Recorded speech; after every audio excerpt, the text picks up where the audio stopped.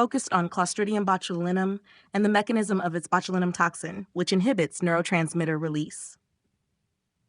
Question 1. A 3-month-old infant is brought to the emergency department with poor feeding, constipation, weak cry, and generalized hypotonia.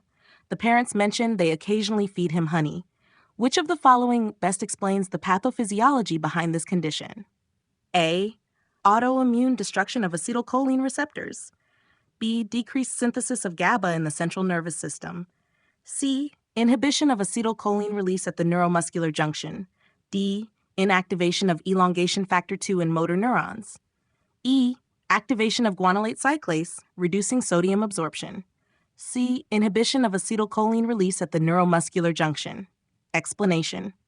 Clostridium botulinum spores from honey can germinate in the infant's gut and produce botulinum toxin, a protease that cleaves snare proteins, blocking acetylcholine release at the neuromuscular junction, resulting in flaccid paralysis, e.g. floppy baby syndrome.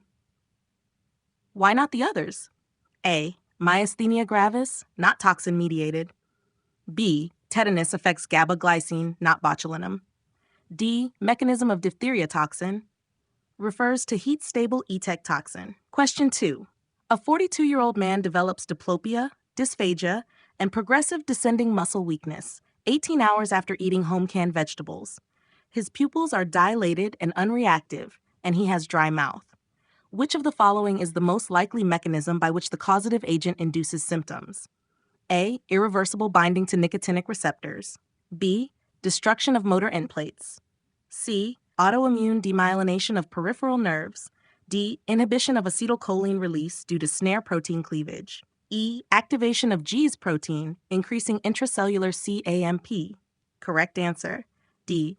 Inhibition of acetylcholine release due to snare protein cleavage. Explanation.